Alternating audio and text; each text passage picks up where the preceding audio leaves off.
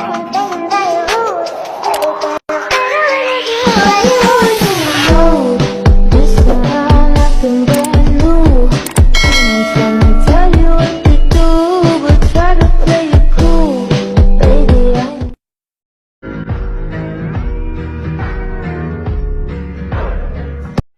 everyone, I'm Jaylin and Primo, and I'm gonna be your teacher for this week.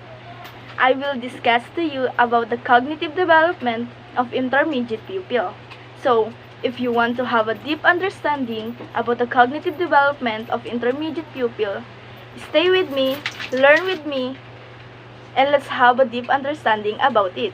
So, what are you waiting for? Let's go! Let's learn together! Children in this stage are already in their late childhood. Their schoolwork is now more complicated than before their primary years. Their problem solving has become their parts of everyday lives, and they now become interested in talking about future or even their potential careers. They develop special interests in collections, hobbies, and sports. They are also even capable of understanding concepts without having direct hands-on experience. Basic building blocks of intelligence behaviors. This is the way to process information that the child heard, see by their surroundings. Assimilation. Taking new information into previously existing schema. Accommodation. It is the changing of the existing schema in the light of new information. Equilibration. Driving force that moves all development forward. Concrete operational. Thinker can now organize thoughts effectively, although they can only logically perceive the immediate situations. Cognitive abilities. Children thinking skills have become more effective compared during their primary years. Cognitive development, the growth of the child's ability to think and reason. Under the cognitive development, we have combine, separate, order, transform objects and actions. Let's proceed to the individuals who make these theories possible. Theory of cognitive development. According to Jean Piaget, theory of cognitive development suggests that children move through 4 different stages of mental development. His theory focuses not only on understanding how children acquire knowledge, but also understanding the nature of intelligence. Piaget's stages are sensory motor stage, pre-operational stage, concrete operational stage, and formal operational stage. Social Cultural Cognitive Theory of Lev Vygotsky. According to Vygotsky, social culture theory views human development as a socially process in which children acquire their cultural values, beliefs, and problem-solving strategies through collaborative dialogues with more knowledgeable members of society.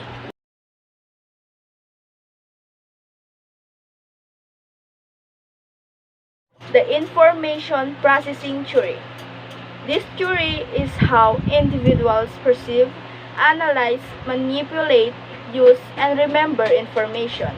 Unlike Piaget's theory, this approach processes that cognitive development is ongoing and gradual, not organized into distinct stages. To have a deep understanding about this study, let's proceed to the discussion.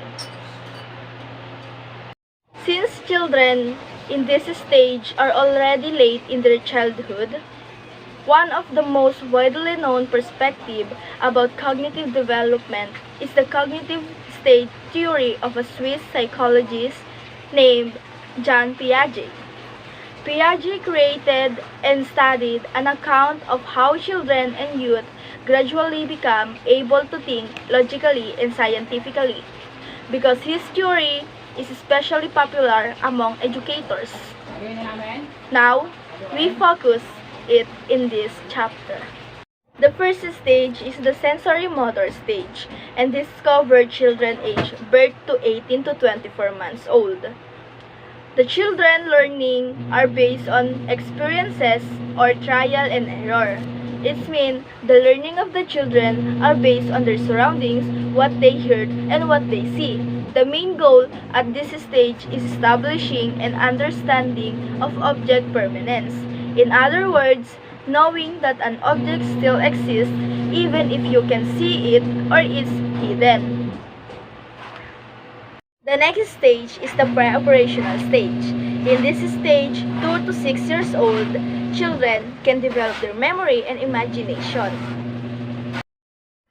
The concrete operational stage is the third stage in Piaget theory of cognitive development. The first characteristic of concrete operational stage is they aware of external events. Children are aware to the events that happens in their surroundings. Next is the secrets. Children know the do's and don'ts of telling information to others. Example, if you talk to a child who is her or his crush, they will reply to you secrets. And last is the less focus on themselves. Children 7 to 11 years old know how to respect others' perspective in life towards on their perspective. The last stage is the formal operational stage. It's happened between 11 to 12 years old onwards. And the characteristic of a child in this stage is the ability to think abstractly and reflectively. Children in this stage know what is right and wrong to make a decision.